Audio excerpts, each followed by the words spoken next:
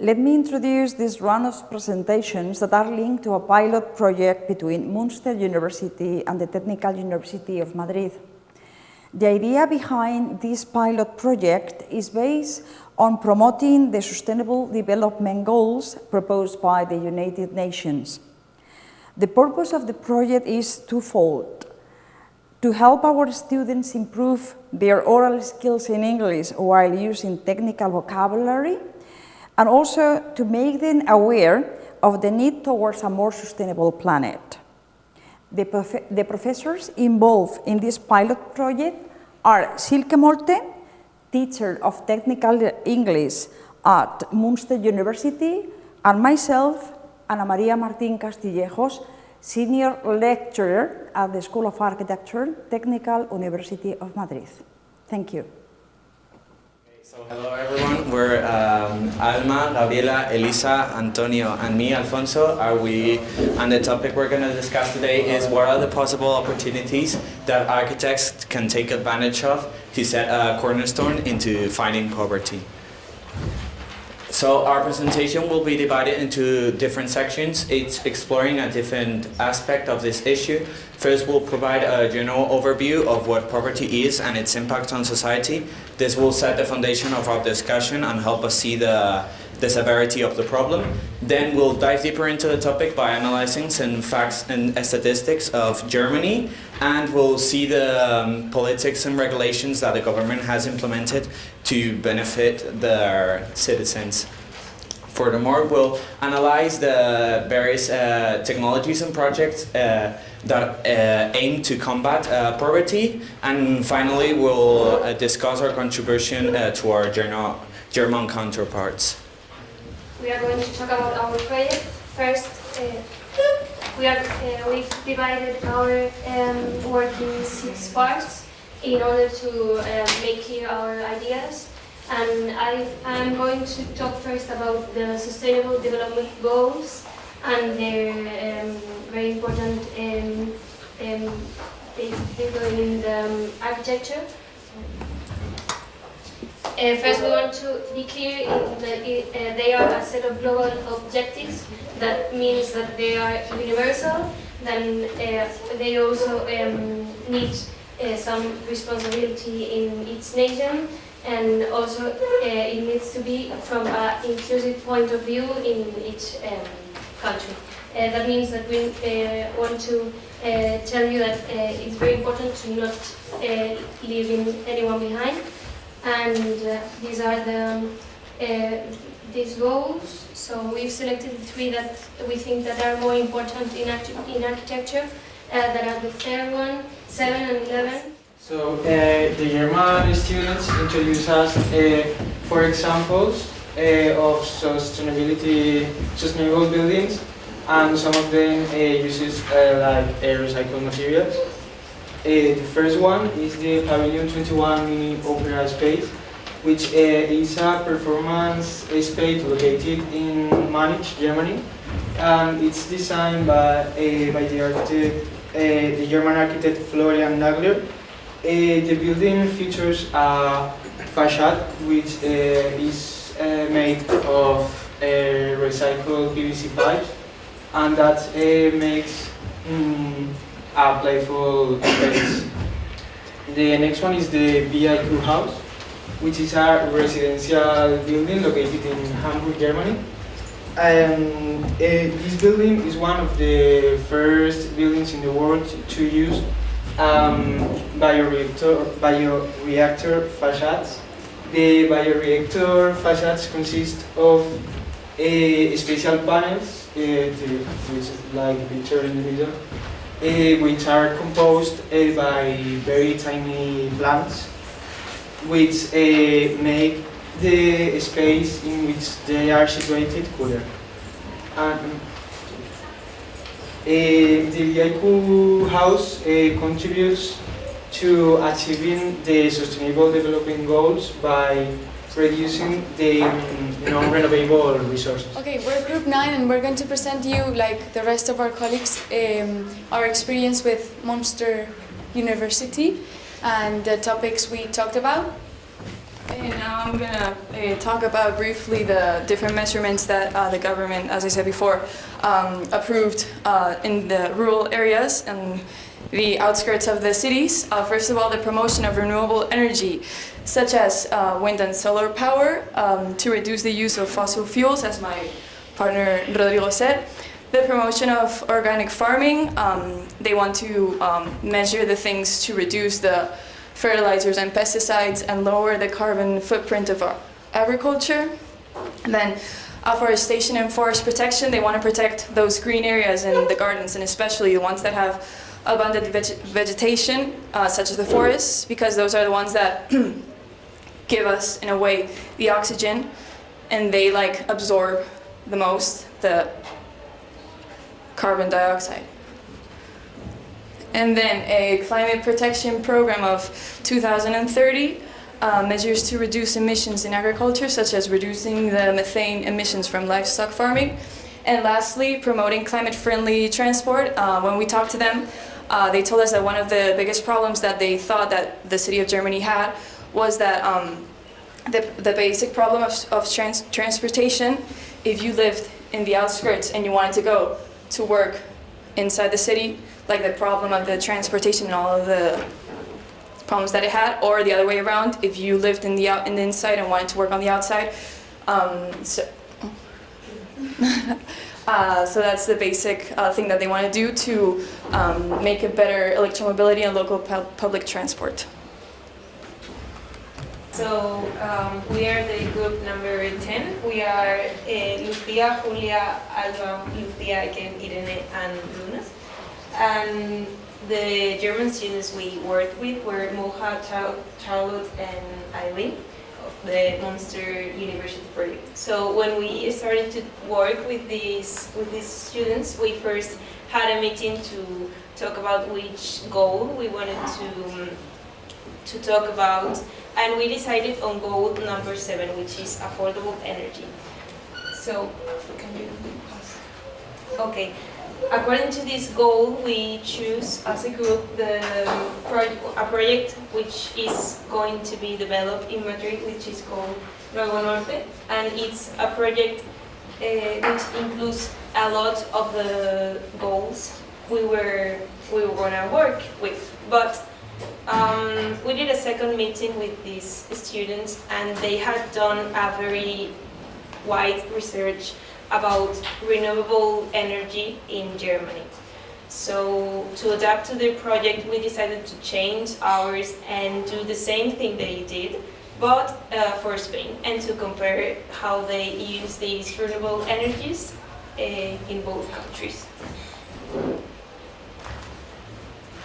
Well, the first thing we're gonna talk about is the solar energy in Germany. This is the information they gave to us, and this is the things that we took from it. First of all, Germany focused on expanding renewable energy in sources like wind power, solar energy, and biomass. Also, energy efficiency measures are implemented in Germany in buildings, industries, and transportation sectors. In this country, they promote electromobility and supports research and development in this field. Also, as international cooperation is pursued to promote renewable energy and more efficiency globally, not just in Germany. Also, in the schools and university, education and awareness programs are conducted to promote sustainable energy practices. And in concrete, solar energy is promoted to feed-in tariff systems, net metering, and incentives. They have building regulations encouragement to improve the integration of solar energy systems in their lives.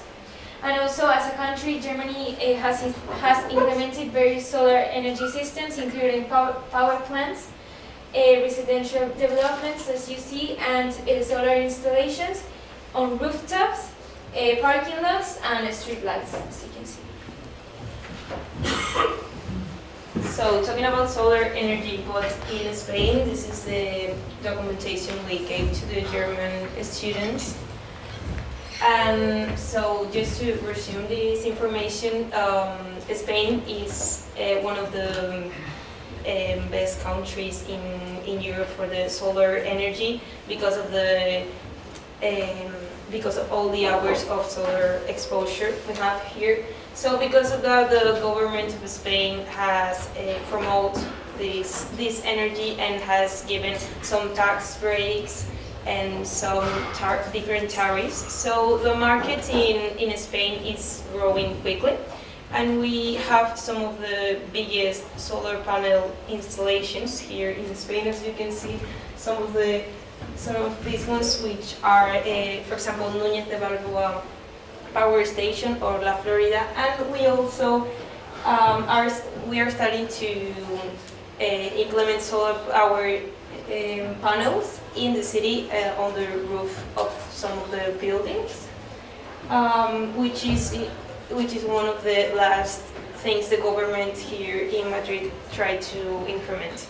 And we are aiming for 100% renewable energy in the country, and right now we are at the 40%. So the chances of getting there by 2050 are quite confident. Okay, we are Jaime's group, and we are Monica, Alba, Jaime, Sofia, Oscar, and Paula.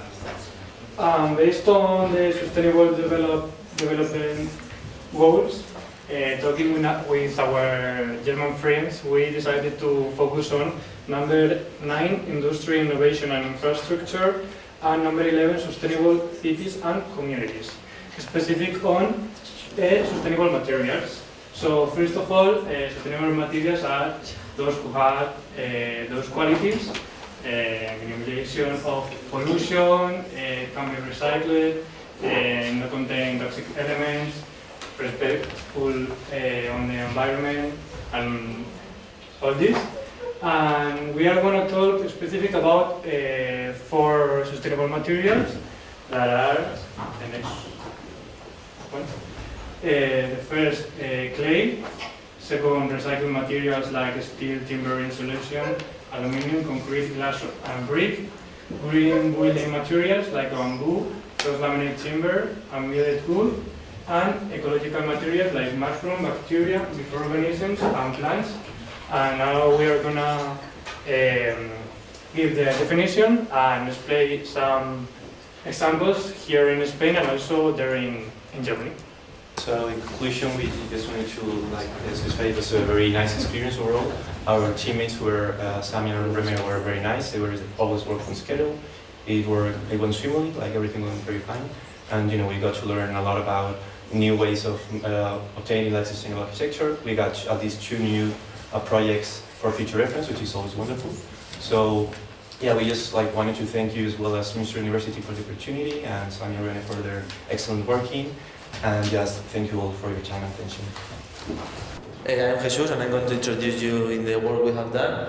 The work carried out consists of an exchange of information with students from Münster Technological University of Germany.